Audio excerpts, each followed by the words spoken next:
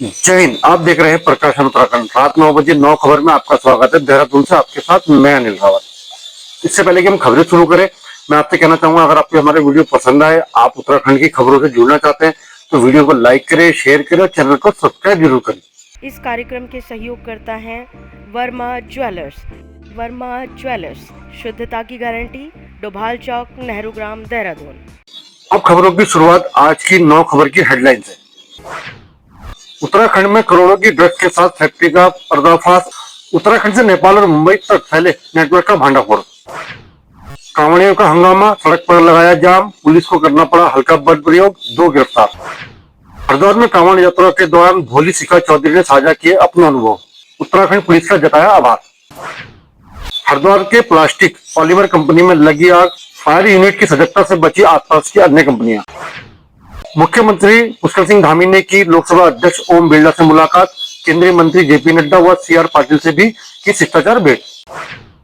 जन भागीदारी से ही टीबी का होगा उन्मूलन। राज्यपाल व स्वास्थ्य मंत्री ने टीबी मुक्त भारत अभियान में उत्कृष्ट योगदान देने वाले लोगों को किया सम्मानित। 19 को गृह मंत्री अमित शाह उत्तराखंड के दौरे पर उधम सिंह नगर का करेंगे भ्रमण। जीरो टॉलरेंस सरकार से कांग्रेस का सवाल, पूछा कहां है बड़े मगरमच्छ। अंत में कैसा रहेगा प्रदेश का मौसम। अब खबरें शुरू करते हैं विस्तार से। तो सबसे पहले जो उत्तराखंड में करोड़ों की ड्रग्स के साथ फैक्ट्री का पर्दाफाश हुआ है, जिनके जो नेटवर्क है उत्तराखंड से लेकर नेपाल और मुंबई तक फैले थे।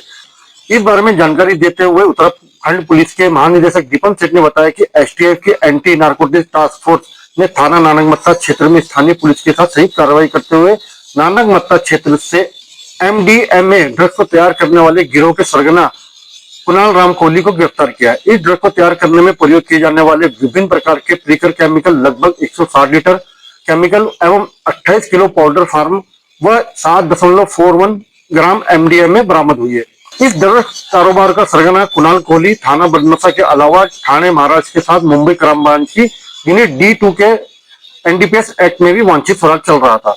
गिरफ्तार अभियुक्तों की निशानदेही से बरामद प्रीकर केमिकल से करीब 6 किलोग्राम एमडीएमए का निर्माण किया जाना था, जिसके अंतरराष्ट्रीय बाजार में लगभग 12 करोड़ रुपए कीमत होती है।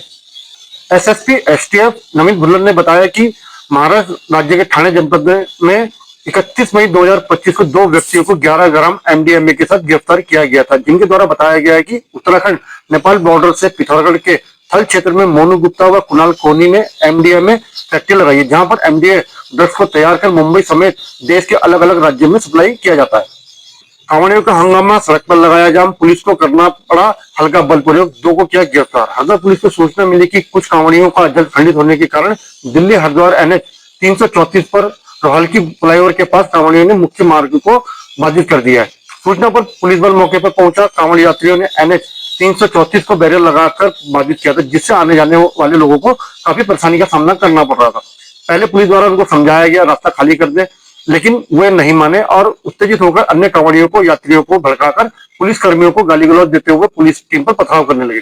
कांवड़ियों को काफी समझाया लेकिन नहीं माने और पुलिस कर्मी और पुलिस वाहनों पर वह आते आते वाहनों पर पथराव करने लगे, जिसके बाद पुलिस को हल्का बल प्रयोग करते हुए जो कांवड़िए हंगामा कर रहे उनको तितर बितर किया गया तथा उनमें से जिनके द्वारा जाम लगाकर पुलिस पर पथराव किया गया था, उनमें से 2 व्यक्तियों को पकड़ लिया गया।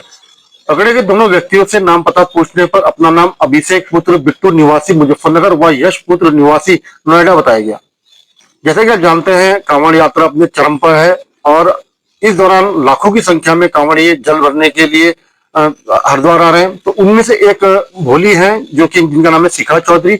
तो वे अपने अनुभव साझा कर रही है कि क्या व्यवस्था है, क्या इंतजाम पुलिस ने वहाँ किए और वहाँ कैसा कैसा उसको लगा, उसकी फीलिंग्स है। आप सुनिए शिखा चौधरी।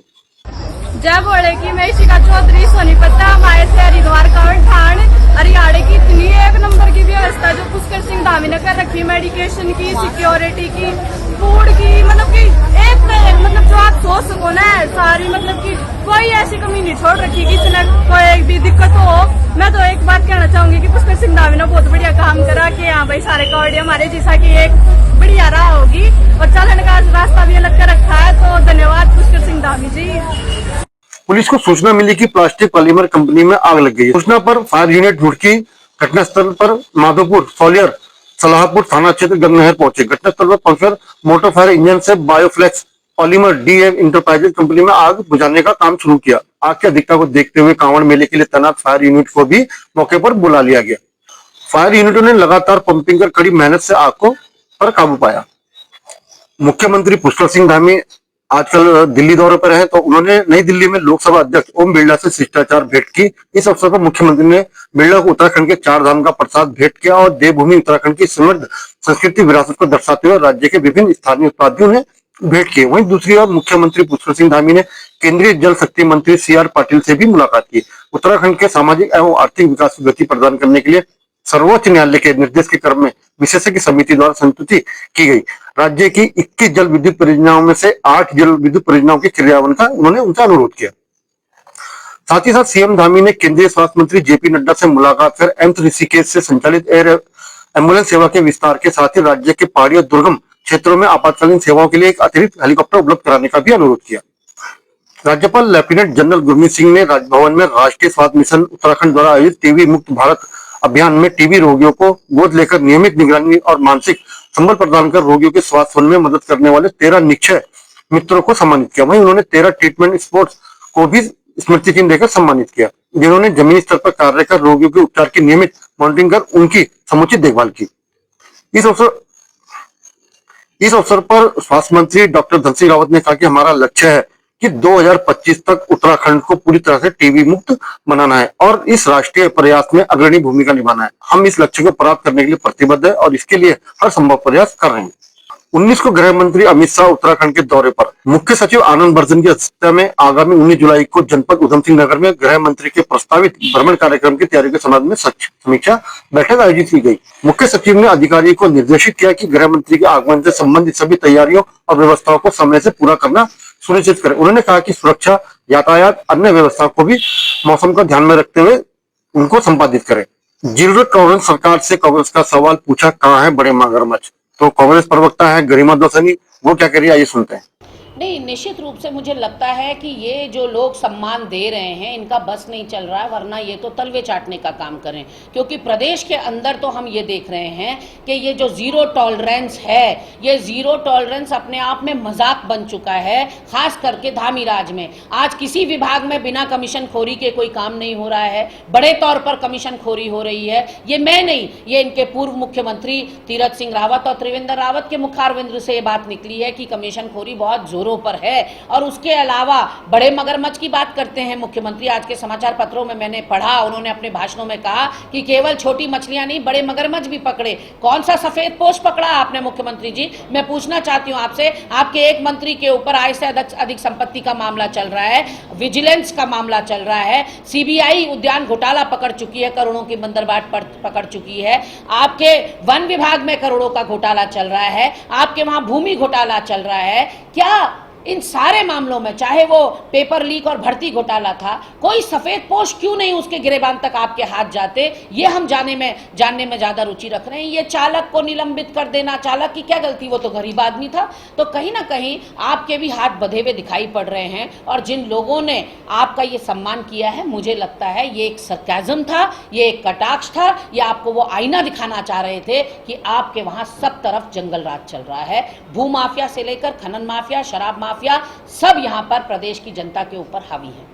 अंत में कैसा रहेगा प्रदेश का मौसम? मौसम विभाग के अनुसार उत्तराखंड राज्य के नैनीताल, चमोली, बागेश्वर जनपदों में कहीं कहीं अधिकांश स्थानों में व शेष जनपद के अनेक स्थानों में गरज चमक के साथ हल्की से मध्यम वर्षा हो सकती है। वहीं चेतावनी जारी करते हुए मौसम विभाग ने कहा, राज्य के चमोली, उत्तरकाशी, रुद्रप्रयाग, देहरादून, चंपावत, उधम सिंह नगर, बागेश्वर और नैनीताल जनपदों में कहीं कहीं भारी वर्षा भी हो सकती है।